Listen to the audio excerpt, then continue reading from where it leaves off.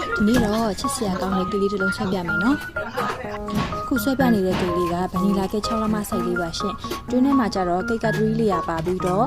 blueberry jam က2လေးရပါပါတယ်ရှင်အသေးအဖက်လေးတွေအသုံးပြုပေးထားပြီးတဲ့အတွက်ကြောင့်မို့လို့ဆိုင်စဖွင့်ခဲ့တဲ့အခုထက်ထိလက်ဆယ်လာစီးနေမှာဝင်တဲ့ကိတ်လေးပေါ့နော်မီးလင်းအောင်လေးနဲ့နည်းနည်းလေးဟိုကိတ်ကတော့အလေးလေးပြန်နေပါတယ်ရှင်နောက်တစ်ခါကျရင်တခြားလေးပြန်ပြီးတော့ချိန်ရတော့မှာပေါ့နော်ကိတ်ဆွဲတာရောခရင်ညှိတာရောအကုန်လုံးဓာတ်လေးတစ်ချောင်းနဲ့ပဲအသုံးပြုပြီးတော့မှ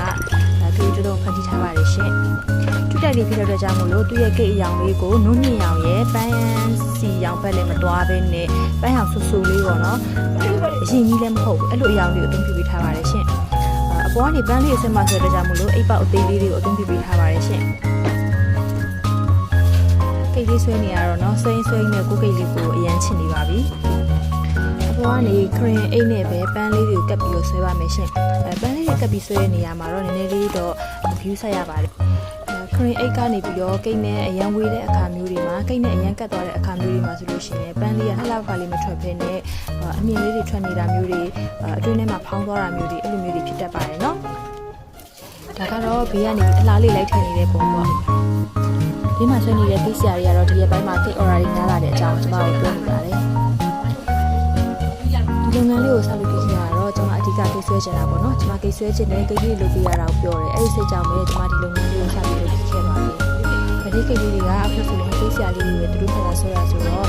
ကိုယ်ကဝင်ဆွဲကြမလို့ပေါ့နော်ဒါပေမဲ့လည်းကိုကကိတ်ဆွဲရတာကိုအရင်ကဝါသနာပါတဲ့ကြောင့်မို့လို့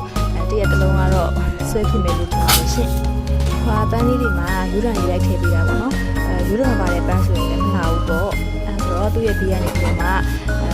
စိမ့်နှူးရောင်လေးပဲထည့်ဖြစ်တယ်ပေါ့နော်။ဘာလို့ဆိုကိတ်ကချွတ်တက်လေးလုပ်ထားရကြမို့လို့ကာလာကိုအရင်နေတော့တုံးလို့အဆင်မပြေဘူးပေါ့နော်။ကာလာရင်းနေတော့တုံးလိုက်မယ်ဆိုလို့ရှိရင်သူ့ရဲ့ကိတ်ကချွတ်တိုက်မှဖြစ်တော့ပဲနဲ့နည်းနည်းကာလာကြီးကကွဲထွက်ပြီးတော့မှမလှတော့ဘူးပေါ့နော်။အရောင်နှူးတာလေးတုံးပေးမှပဲသူ့ရဲ့ကိတ်ပုံစံအတိုင်းလေးကချွတ်တက်လေးထွက်မှာပါရှင်။ဒီနေရာမှာကာလာဆက်တဲ့နေရာတွေမှာအရန် view ဆက်ရပါတယ်ရှင်။ဘာလို့လဲဆိုတော့ customer တွေက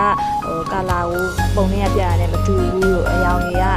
ကွဲနေတယ်လို့အဲ့လိုမျိုးပြောကြတယ်ပေါ့နော်။အဲ့ဒါဘာလို့ပြောလဲဆိုတဲ့ခါကျတော့ကိုရွေးချယ်တဲ့ကာလာရဲ့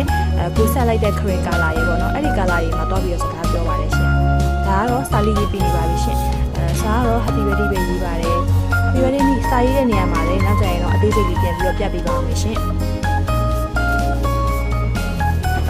ဆိုရင်တော့ဒီလေးဆွဲလို့ပြီးတော့ပါပြီရှင်။နောက်ထပ်ဗီဒီယိုတွေမှာပြန်ပြီးတော့တွေ့ချင်ပါသေးတယ်နော်။